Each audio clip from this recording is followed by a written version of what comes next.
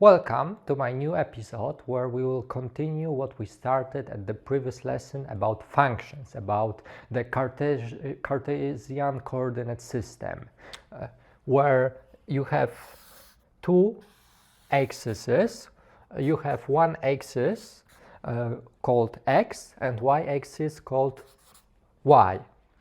And there are different coordinates. For example, this is the same as the number line. You have the origin point because every coordinate starts from the origin point. So for example, if you have 3 on the right side of the x-axis and on the height of 3, so for example, you would here get Cartesian coordinates 3, 3, where 3 is responsible for the x-axis and 3 here is responsible for the y-axis.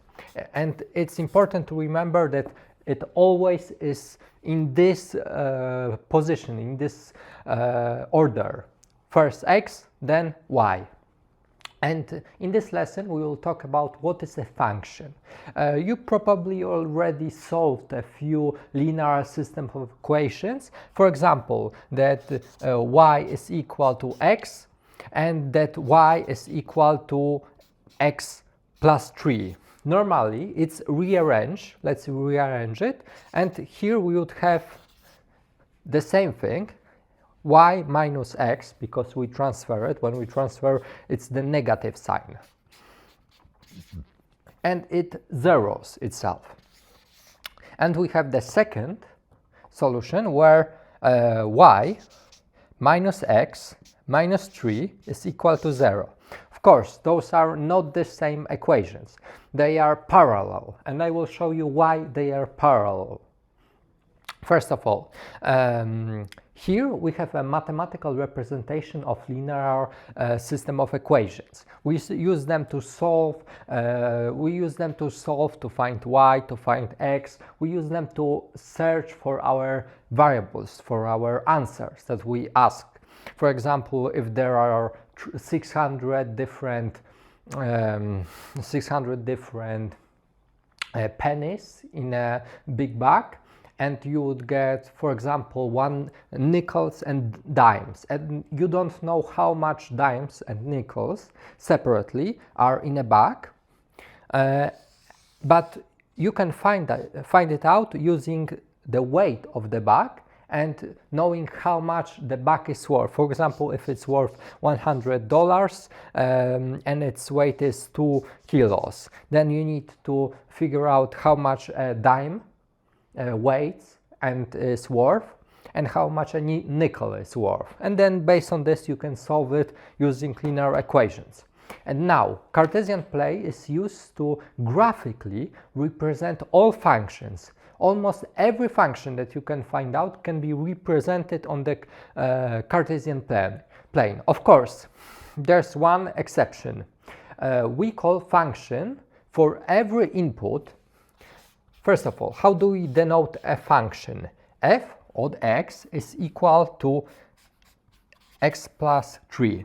And first of all, you've probably seen y is equal to x. And this is the same as this equation, but to take it deeper. First of all, imagine that this is your input.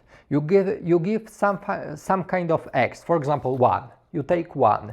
Imagine that it's your ingredient in your pie, for example, apple pie. And first, you input 1, so apples, to your apple pie recipe, and it returns to you 1 plus 4, so it would be our 1 plus 3, it would be our recipe to create an apple pie. And the return value is 4, so the height, our apple pie, would be here, with coordinates 1 and 4.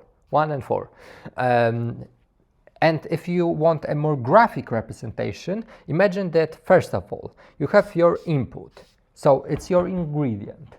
Then you pick any number from the number line, whatever it's a fraction, whatever it's a real number, whatever it's a negative, positive, and integer or a irrational number. Every number you can input it, every number on the number line. Inside your recipe, you input this in your recipe, and the recipe takes the input and outputs your result, your value, and your value would be y. This is why we sometimes use something like this, that the recipe is equal to y, but the function that we denote as f of x, there can be different. The letter is without matter. All of those are functions, the same functions. Of course, in the question that you will be asked for example, if there will be a question from geometry using Cartesian plane, there can be different functions that will represent different recipes. Like, for example, you can have the apple pie recipe, brownie, and mascarpone or tiramisu, and it would denote different functions. So, for example, here you would get 2x, here you would get 2x minus 1, and here you would get for example 3x squared, and it's a different function. So the letter doesn't matter, it just denotes that this is a function, the recipe. Okay, so how can we represent our functions? So let's imagine that we have a very simple function called y is equal to x. You can also write it as f of x is equal to x. Those are the same equivalent functions, but this is called a function, and this is just that the value is equal to x. Okay, so for example, for 0, for our origin point, if we have a 0, what is equal to 0? 0, of course. So we have 0. For 1, what is equal to 1? 1, of course. For minus 1, minus 1. So it's just a straight line that goes one step to the right, one step on your number line to the right, and one step up. You can see it as a pyramid. Every time you go one step, you go one step up.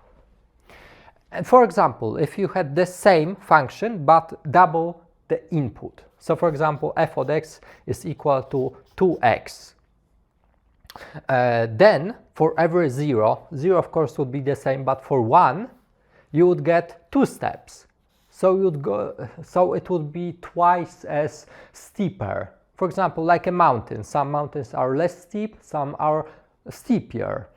Like, for example, Mount Everest and Sudety in Poland. And there can be different functions. And the equation that we use to denote those kinds of different linear functions, linear because we don't have any kind of square, any kind of cube, any kind of power. For example, y is equal to x squared, then you have a quadratic. So those are simple linear equations. So it would always be a straight line, because the functions start to curve only when the powers take the precedence, the powers, the logarithm that we'll talk about later. And our originally used equations for different linear equations is y is equal to ax plus b, where a is our coefficient. We talked about coefficients. Coefficient is a number that is beside our variable. So a is our coefficient, and we have also our b. Our b denotes how high or low the function will go. Let's take our simple example, y is equal to x, and have a different example, y is equal to x plus 1. So here we have our a, our coefficient is equal to 1. Why? Because every time there is an empty space beside the y, it means that there is 1. And we What happens when we have 0? We have 1. When we have 1, we have 2. But we are going the same amount of steps for every step. Horizontally, we go one step vertically. But it's just, look, this is a parallel function. A parallel function is a parallel line. A parallel line is a line that never crosses each other. So for example, this is not a parallel, but a parallel line would go to infinity and would never cross. So those lines go straight to the infinity, but they would never cross. And those are parallel lines, but as you can see, because we added 1, we picked this line and moved it by 1 unit up. Okay, I think that will be all for today's lessons. Thank you very much for your attention. Check out my previous videos and subscribe.